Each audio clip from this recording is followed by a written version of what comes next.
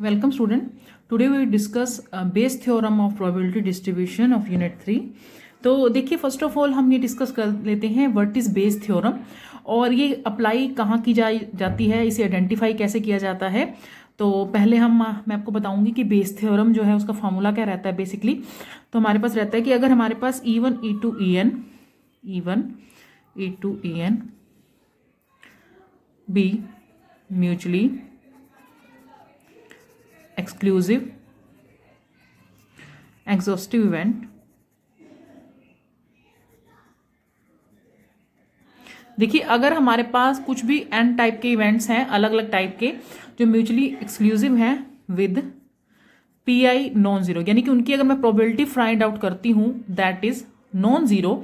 ये हमारे पास क्या है E1 E2 EN कुछ भी हमारे पास म्यूचुअली एक्सक्लूसिव एग्जॉस्टिव इवेंट है और उनके जो मतलब उनकी प्रोबेबिलिटी है वो नॉन जीरो है of random experiment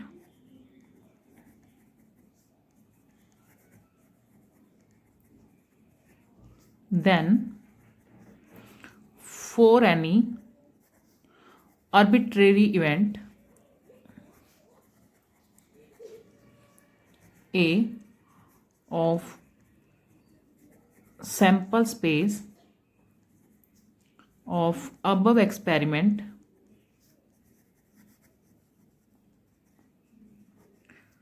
is represented as।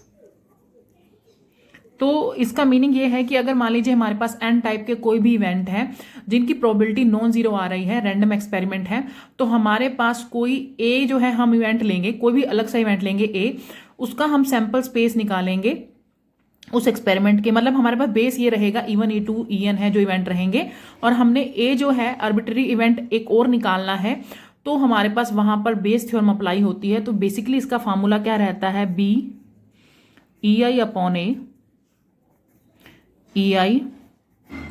Upon EI upon में summation of I1 to N EI A upon EI। देखिए ये तो हो गई हमारी बेसिकली उसकी डेफिनेशन, बट मैं इन शॉर्ट में आपको बताना चाहूंगी कि बेस थ्योरम जो है यूज कहाँ होती है। देखिए अगर हमारे पास कोई भी इवेंट गिवन है कि हमारे पास 5 बॉल्स हैं, आपको कुछ ड्रॉन करनी है। देखिए दो मान लीजिए हमारे पास 2 टाइप के बैग्स हैं, हमें ये बोला गया बैग 1 है और बैग 2 है, 2 तरह के बैग दे रही, बैग 1 दे दिया और एक बैग 2 दे दिया। हमें ये बोला जाए कि इसमें तो है 5 रेड बॉल और 4 ब्लू बॉल, और इसमें बोला जाए 2 रेड हैं और 1 ब्लू बॉल है। इस तरह का कुछ भी हमें प्रॉब्लम दे दी जाती है और ये बोला जाता है कि find the probability that it the ball drawn, हमने एक रेड बॉल ड्रॉन करनी है and it is drawn from the bag 1 या फिर बैग 2, मतलब हमारे पास एक कंडीशन लगा दी जाए कि हमें रेड बॉल तो निकालनी है। देखो अगर सिंपली बोला जाए कि रेड बॉल निकालनी है तो हम ऐड करके प्रोबेबिलिटी फाइंड आउट कर देते हैं, बट इन केस अगर आपको ये बोला जाए कि आपको रेड बॉल तो ड्रॉन करनी है बट पर्टिकुलरली पहले तो हमें बैग 1 से ड्रॉन करती है और फिर बैग 2 से ड्रॉन करनी है या फिर एक ही बैग दिया जाए, इस केसेस में हमारे पास बेस थ्योरम यूज होती है कि हमारे पास एक कंडीशन लग जाती है कि हमारे पास जो भी इवेंट है, यानी बैग 1 और बैग 2 है, हमारे 2 टाइप्स के इवेंट हैं, बैग 1 E1 हो गया और बैग 2 E2 हो गया। जब हमारे इस तरह की प्रॉब्लम आती है कि हमारे पास जो इवेंट हमारा बना होता है उस इवेंट के बेस के ऊपर हमें प्रोबेबिलिटी फाइंड आउट करनी है कि मान लीजिए रेड की, यानी कि यहाँ पर ए जो बोला गया है एक्सपेरिमेंट कि ए हम एक और इवेंट ले रहे हैं, रेड निकालना है और हमें बोला जाए कि हमें निकालनी तो रेड बॉल है बट बैग 1 में से निकालनी है, तो उस केस में हमारे पास कंडीशन लग जाएगी कि वो बैग 1 से ही ड्रॉन आनी चाहिए। तो जो हमें निकालनी होती है, यानी कि मान लो मैंने बैग 1 में से निकालनी है तो उसे ऊपर रखेंगे और टोटल समेशन इसलिए लगाया है कि जितने भी इवेंट बनते होंगे या उनकी कंडीशन प्रोबेबिलिटी बनती होगी वो नीचे रखेंगे और जो हमें फाइंड आउट करना है वो हमारा ऊपर रहेगा। तो बेसिकली वैसे तो आपको थोड़ा इसमें डाउट हो रहा होगा, मैं आपको एक प्रॉब्लम के थ्रू इसको समझाऊंगी, उससे जो है आपको एक कंसेप्ट क्लियर हो जाएगा कि हमें जो है जब भी हम इस तरह का बेस थ्योरम का क्वेश्चन होते हैं तो आप इसको आइडेंटिफाई कैसे कर पाते हो और साथ में आप इसकी प्रोबेबिलिटी कैसे फाइंड आउट करते हो। ये जो समेशन है दैट्स मीन ऑल इवेंट्स, और ये ऊपर जो होगा वो इवेंट आएगा जो हमें बेसिकली फाइंड आउट करना है, यानी बैग 1 के लिए इवेंट फाइंड आउट करना है या बैग 2 के लिए इवेंट फाइंड आउट करना है। तो इसकी प्रॉब्लम देख लेते हैं। नाउ हम इसकी फर्स्ट प्रॉब्लम डिस्कस कर लेते हैं। जैसे देखिए उन्होंने बोला ए bag x contain 2 white and 3 red ball. एक बैग है जिसके अंदर हमारे पास x है, जिसके अंदर 2 वाइट बॉल हैं और 3 रेड, यानी x के अंदर कौन कौन सी बॉल्स हैं? मेरे पास रेड बॉल्स तो हो गई 2 और रेड सॉरी वाइट है 2, रेड है 3, वाइट कितनी है 2। एक बैग मेरे पास y है जिसके अंदर मेरे पास वाइट बॉल जो है 4 और रेड कितनी है 3। ये तो हमारे पास गिवन कंडीशन है।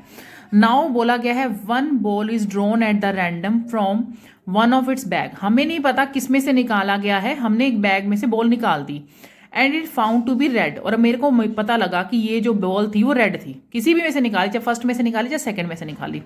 आफ्टर दैट ये कंडीशन लगा दी गई कि find the probability that it was drawn from the bag Y. आपको ये प्रोबेबिलिटी फाइंड आउट करनी है कि वो जो है बैग वाई में से होनी चाहिए, एक्स में से नहीं होनी चाहिए। तो इस तरह की जो प्रॉब्लम होती है वो बेस थ्योरम की होती है कि हमारे पास देखिए सिंपली अगर ये बोला जाता कि आपको रेड बॉल निकालनी है या वाइट निकालनी है तो नो, मतलब हमें सिंपली कर लेते इस क्वेश्चन को। बट ये बोला गया है कि find the probability that it is a drawn from the bag Y. हमें एक्स में से नहीं निकालनी, हमने वाई में से निकालनी है। तो उस केस में हम वाई का जो इवेंट बनेगा उसकी कंडीशन प्रोबेबिलिटी बनेगी, उसको हम ऊपर रखेंगे और टोटल प्रोबेबिलिटी को कहाँ रखेंगे? नीचे। तो इस प्रॉब्लम को देख लेते हैं आगे। जैसे हमारे पास क्या है इसका, लेट इवन हमारा कौन सा इवेंट है?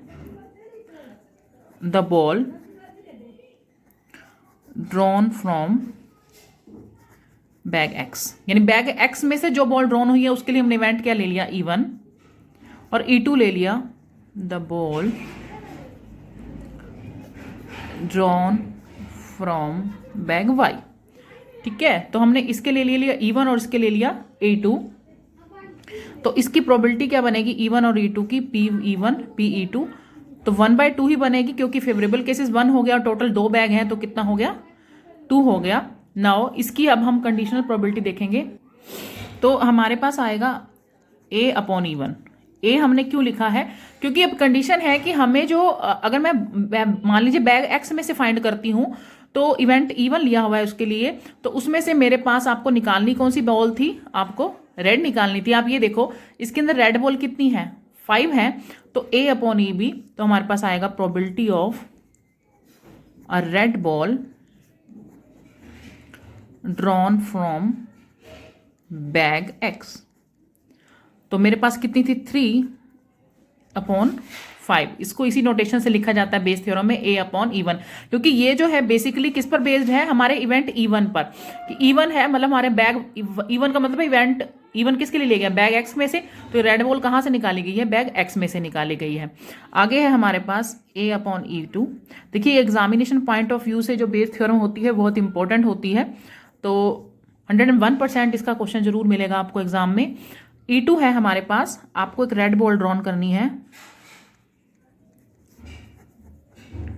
Drawn from bag Y. अब देखिए वाई में कितने थे हमारे पास?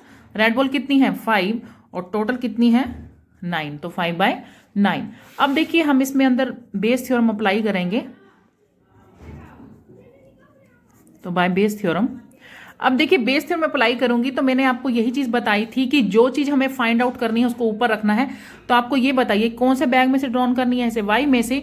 तो बैग वाई जो है उसका इवेंट ये वाला है 1/2 यानी E1, और बेसिकली उसकी प्रोबेबिलिटी क्या बन रही है? ये बन रही है। तो बेस थ्योरम को कैसे रिप्रेजेंट करेंगे? देखिए इसको लिखने का एक तरीका रहता है, जैसे E2 मैंने इवेंट E2 पर रखना है क्योंकि मैंने E2 बैग को ही लेना है। E2 किसका इवेंट था? वाई बैग का। और यही बोला गया है मेरे पास जो रेड बॉल ड्रॉन हो रही है वो किस में से हो रही है? वाई में से। और Y2 की इवेंट क्या था? E2। यहाँ पर लिखेंगे E2 किसके लिए है? बैग वाई के लिए। और इसकी प्रोबेबिलिटी क्या थी? A/E2। और अपॉन में टोटल लिखेंगे, यानी कि फर्स्ट बैग यानी एक्स बैग के लिए A/E1, probability of E2 A/E2। देखिए जो मैंने फाइंड आउट करना है मैंने उसे ऊपर रख दिया है, यानी कि इवेंट टू बैग। अगर एक्स होता तो मैं E1 A/E1 रखती, कि अगर मुझे ये कहा जाता कि मैंने जो बॉल जो फाइंड आउट करनी है वो बैग एक्स में से फाइंड आउट करनी है तो उसका इवेंट ये रहता और उसकी प्रोबेबिलिटी ये रहती। लेकिन यहाँ मुझे बोला गया है मुझे बैग वाई में से करना है, तो वाई के लिए मैंने उसे ऊपर रख दिया और टोटल प्रोबेबिलिटी मैंने नीचे रख दी। तो अब इसकी वैल्यू पुट कर देते हैं। इसकी 1/2 थी और E2 है दैट इज 5/9, E1 का 1/2, 3/5, 1/2 एंड 5/9। तो आप इसे कैलकुलेट कर लीजिए। 5/10 में 18, ये हो जाएगा 3/10 में 10, 5/10 में 18। तो after calculating it we get 25/10 में 52। तो हमारे बैग, ये किसकी प्रोबेबिलिटी निकली है? बैग एक्स की। तो वाई मैंने आपको बैग वाई की कि बैग वाई में से अगर बॉल ड्रॉन करनी है, तो मैंने को यही कंडीशन थी। मैंने आपको बोला बेस थ्योरम में आप आइडेंटिफाई कर सकते हो। अगर सिंपली आपको ये नहीं बोला जाता कि find the probability that is drawn from the bag Y, तो ये बेस थ्योरम की प्रॉब्लम नहीं बनती है। बेस थ्योरम में आपको देखते ही पता चल जाएगा कि ये बेस थ्योरम की ही प्रॉब्लम है, वहां मेंशन होकर नहीं आएगा कि आपको बेस थ्योरम से इस क्वेश्चन को करना है। तो find the probability that is drawn from the bag x और अ बैग वाई। तो ये हमारा फर्स्ट क्वेश्चन हो गया। इससे रिलेटेड कुछ और प्रॉब्लम देख लेते हैं।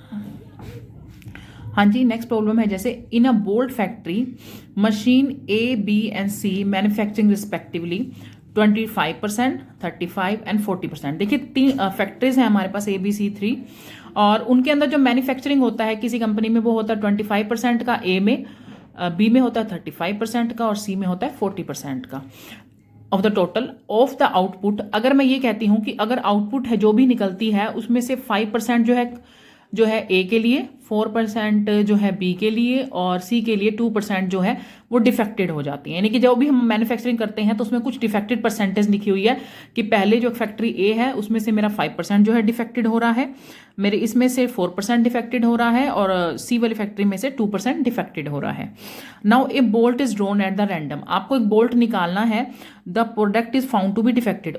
और ये ठीक नहीं होना चाहिए, ये क्या होना चाहिए? डिफेक्टेड होना चाहिए। उन्होंने यही बोला कि मैंने जो फाइंड आउट किया यानी कि मैंने ड्रॉन किया जो उसमें से वो ठीक वाला नहीं निकलना चाहिए कि 5% है ना, यानी बाकी 20% तो ठीक है, वो 20% नहीं निकलना चाहिए, मेरा उस 5% में से ही डिफेक्टेड निकलना चाहिए। What is the probability it was manufacturing by machine B. तो देखिए कंडीशन यहां तक तो बिल्कुल सिंपल था, बट उसके आगे क्या लग गया कि what is the probability that it was manufacturing by machine B. तो आगे हमारी किसकी प्रॉब्लम? बेस थ्योरम की प्रॉब्लम। तो हमारे पास देखिए फर्स्ट मैं इसका दिखा लेती हूँ कि हमारे पास इवेंट क्या बन रहे हैं। Let E1, E2, E3 note the, ये प्रूफ है इसका, event of bolt manufactured by machine A, B, C respectively. तो ये मेरे इवेंट हो गए। तो मैंने मशीन ए के लिए लिया, इसका इवेंट लिया, इसकी प्रोबेबिलिटी 25% है, यानी कि मैं लिख सकती हूँ 25% को 0.25। सेकेंड मेरा इवेंट बन रहा था 35%, we write it as 0.35। E3 था, देखिए ये इवेंट की प्रोबेबिलिटी फाइंड आउट कर रही हूँ मैं 40%, दैट इज 0.4। तो हमारे पास क्या हो गया, अब ये जो वैल्यू है हमारी किसकी निकल गई? हमारे इवेंट निकल गए E1, E2, E3। नाउ हमें ये बोला गया है अब हम किसकी निकालेंगे, इवेंट किसका निकालेंगे? देखिए जैसे उसमें लास्ट क्वेश्चन में हमने निकाला था रेड बॉल का, ऐसे ही हमें डिफेक्टेड का निकालना पड़ेगा। तो डिफेक्टेड का क्या निकलेगा? जैसे डिफेक्टेड के लिए मैं डी ले लेती हूँ, अपने विषय है ए लो डी लो कुछ भी ले सकते हैं। D/E1 कितने परसेंट है हमारे पास डिफेक्टेड? 5%, यानी 0.05। D/E2 दैट इज 4%, यानी 0.04 डिफेक्टेड ऑफ E3, यानी कि थर्ड इवेंट, यानी कि जो थर्ड फैक्ट्री थी जिसे हमने, क्योंकि फैक्ट्रीज को ABC को इवेंट में लिया ना कि हमारे पास हमने फैक्ट्री ए का जो भी मैन्युफैक्चर है उसको मैंने इवेंट E1 ले लिया, जो फैक्ट्री बी थी उसके जो भी मैन्युफैक्चरिंग था उसको E2 ले लिया और जो सी थी उसको E3 ले लिया। नाउ हमारे पास हो गया 0.02%। ठीक है, अब मुझे क्या प्रोबेबिलिटी फाइंड आउट करनी है? आप ये देखो, मुझे ये प्रोबेबिलिटी फाइंड आउट करनी है कि मेरे पास एक तो डिफेक्टेड होना चाहिए, सेकेंड थिंग कि मेरे पास डिफेक्टेड की तो मैंने निकाल ली, और ये मशीन बी से होना चाहिए। मशीन बी के लिए कौन सी इवेंट लिया था हमने? E2, और इसकी प्रोबेबिलिटी क्या थी? ये। तो मशीन बी के लिए अगर मैंने करना है तो मैं क्या करूंगी, इसको क्या लिखूंगी मशीन बी के लिए? E2 बाय में, क्योंकि देखिए मीन मशीन बी के लिए मैंने किसको ऊपर रखा था? डी को लिखा हुआ है ना मैंने, डी अपॉन E1 है, तो मैंने आपको बोला था इसका उल्टा कर देना, E2 बाय में डी लिख देना। तो मैं इसको कैसे लिखूंगी, probability of E2 into probability of D upon E2। ये उसकी मैन्युफैक्चर है, ये डिफेक्टेड है, मुझे डिफेक्टेड निकालना, तो डिफेक्टेड को ऊपर रखना पड़ेगा और साथ में इसके इवेंट को लगाना पड़ेगा। और नीचे क्या लिखेंगे, तीनों वैल्यूज लिखेंगे, यानी कि E1 probability of D upon में E1, E2 probability of D upon में E2 plus probability of E3 event की डी अपॉन में E3। नाउ देखिए E2 इवेंट है, उसकी मेरी प्रोबेबिलिटी कितनी थी 0.35 और इवेंट की वैल्यू क्या थी 0.04। इसी तरीके से E1 कितना था 0.25% और इसकी बेसिकली डिफेक्टेड की प्रोबेबिलिटी क्या थी 0.05 प्लस में E2 के लिए यही था जो मैंने अभी निकाला 0.35 इंटू 0.04। इवेंट E3 के लिए था मेरा 0.40 और इसकी बेसिक इसकी डिफेक्टेड की प्रोबेबिलिटी क्या थी 0.02। तो ना आप इसको आप कैलकुलेट कर दीजिएगा, तो हमारे पास कैलकुलेट करने के बाद आ रहा है 0.41।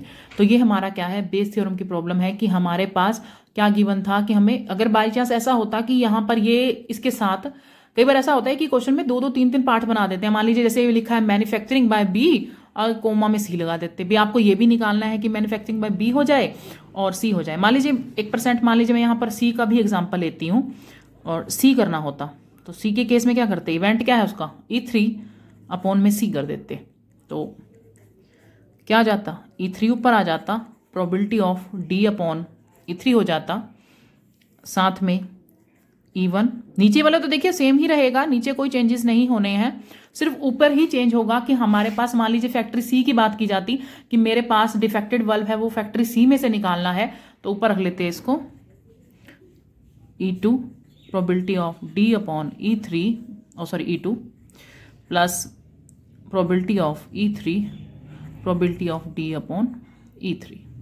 मीन सी के लिए अगर फैक्ट्री सी की बात की जाती यहां पर और यहां बी की बात की गई है, तो बी फैक्ट्री के लिए ये लगेगा और सी फैक्ट्री के लिए ये फॉर्म लगेगा, ए फैक्ट्री के लिए E1 ऊपर आ जाता। तो इस तरह के चेंजेस होंगे इसमें, बाकी क्वेश्चन बिल्कुल सिंपल रहेगा आपका। एक और प्रॉब्लम देख लेते हैं। तो जैसे नेक्स्ट हमारी प्रॉब्लम है, उन्होंने बोला है the contents of urn 1, urn 2, urn 3 as follows. तो urn 1, urn 2 and urn 3 as follows. तो अर्न 1 में हमारे पास है 1 वाइट बॉल है, देख मैं लिख ही देती हूँ। अर्न 1 है, उसमें हमारे पास है वाइट कितनी है 1, ब्लैक कितनी है 2 और रेड कितनी है 3। और तो टोटल हमारी हो गई 3 2 5 और 1 6। मैं अर्न सेकंड की बात कर रही हूँ, अर्न मतलब बैग की तरह ही कंसीडर कर रही हूँ मैं इसको। वाइट हो गई हमारे पास 2, ब्लैक हो गई 1 और रेड हो गई 1, तो टोटल हमारे पास कितनी हो गई, दैट इज 4।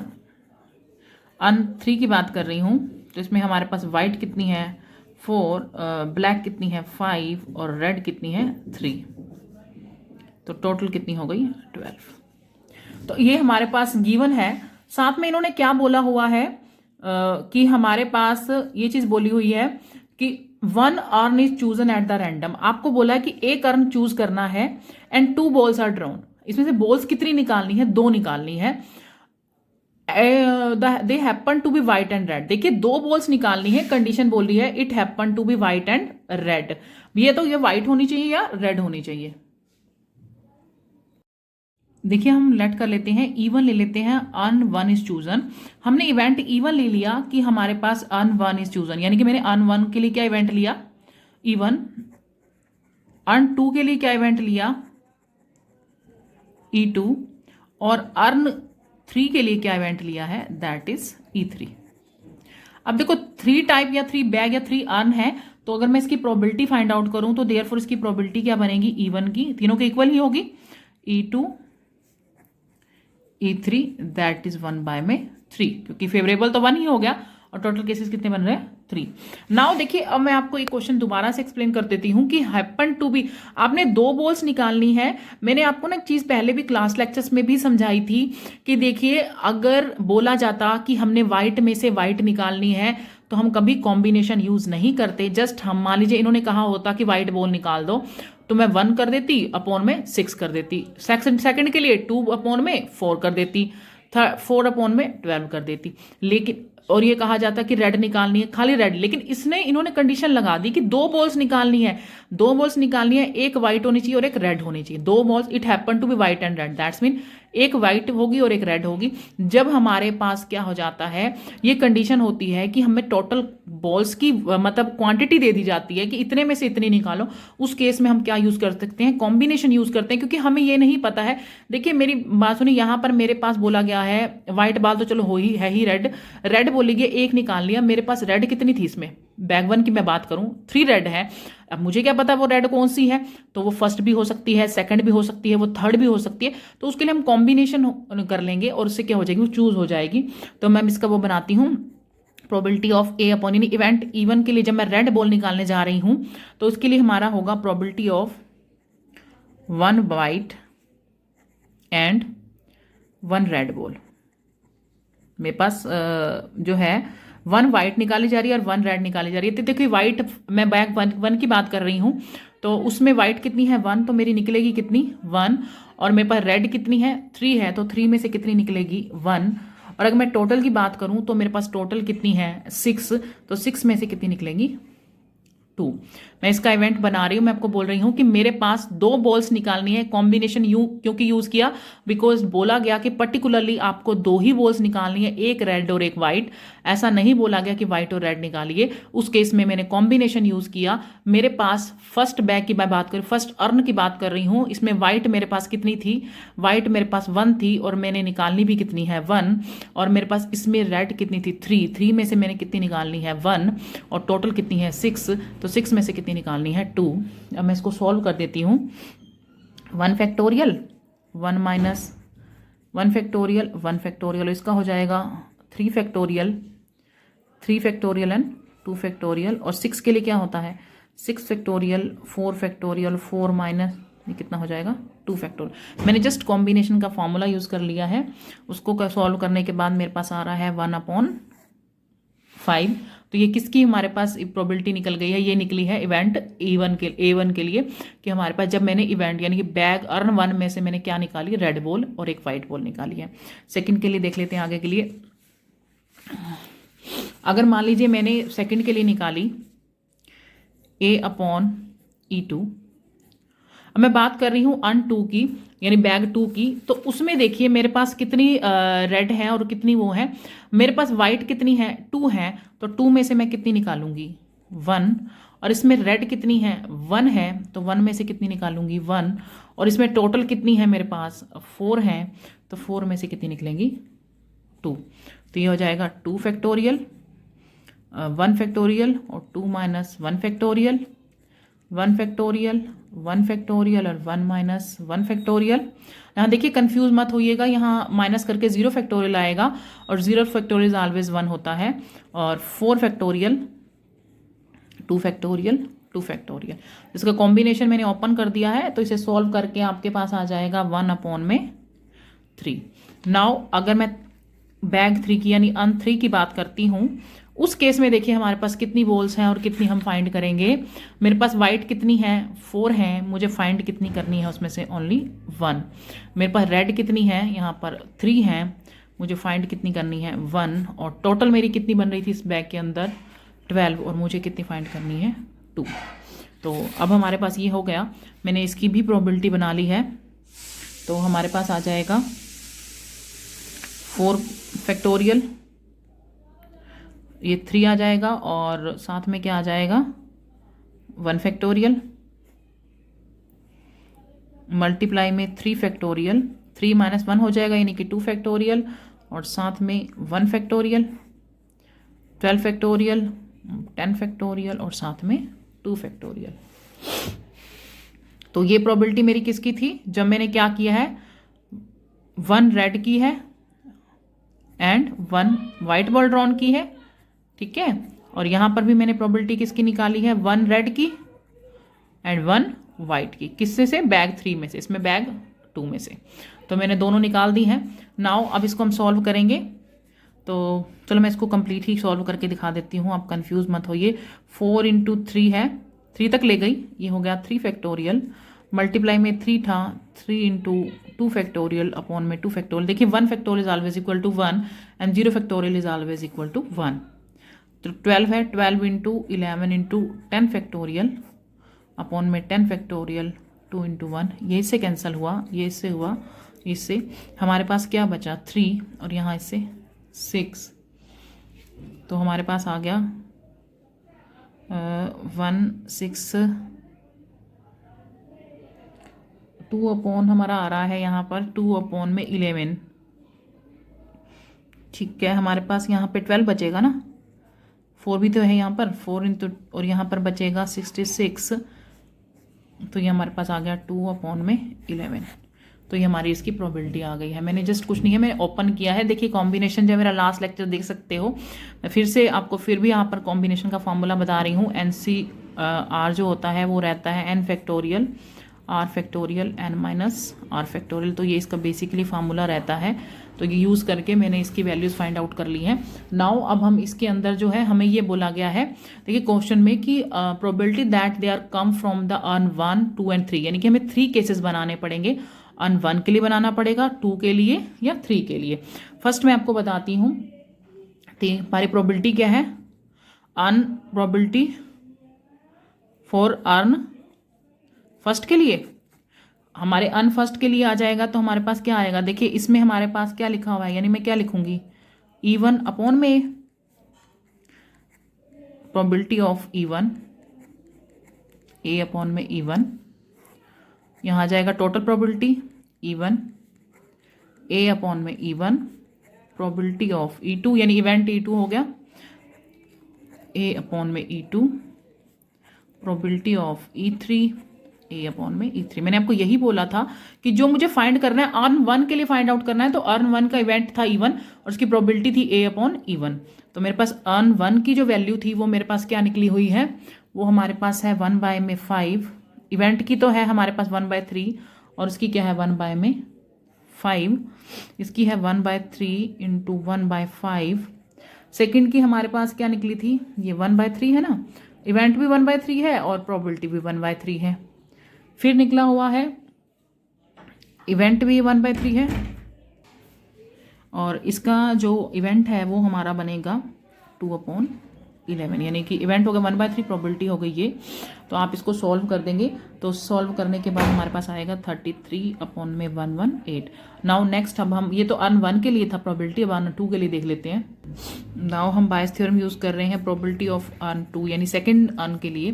तो हमारे पास क्या होगा इसमें, तो हमारे पास क्या हो जाएगा E2 अपॉन में A, जहाँ पर मैंने E1 लिखा था, तो हो जाएगा probability of E2 probability of A upon E2, क्योंकि सेकेंड अर्न के लिए कर रहे हैं तो E2 ऊपर, इवेंट भी ऊपर आएगा, उसकी प्रोबेबिलिटी भी ऊपर आएगी, E1 A upon E1 probability of E2 A upon E2 probability of E3 A upon में E3। तो आपको पता है इवेंट तो 1 बाय 3 ही है, बट इसका जो हमारे पास प्रोबेबिलिटी निकली थी दैट इज़ 1 बाय 3, इसका तो 1 बाय 3 था, प्रोबेबिलिटी थी फर्स्ट की 1 बाय 5, 1 बाय 3 1 बाय 5 और इवेंट E3 की निकली थी 2 बाय, अच्छा इसकी प्रोबेबिलिटी, इवेंट था 1 बाय 3 और इसकी प्रोबेबिलिटी थी 1 बाय, सॉरी यहाँ 1 बाय 3 था। तो इसको कैलकुलेट करने के बाद हमने जस्ट कुछ नहीं करना है, सब्स्टिट्यूट करनी है सारी वैल्यूज़, 1 बाय में 18। अब मैं प्रोबेबिलिटी निकाल रही हूँ अर्न 3 के लिए। 3 के केस में क्या होगा, इवेंट E3 ऊपर आ जाएगा,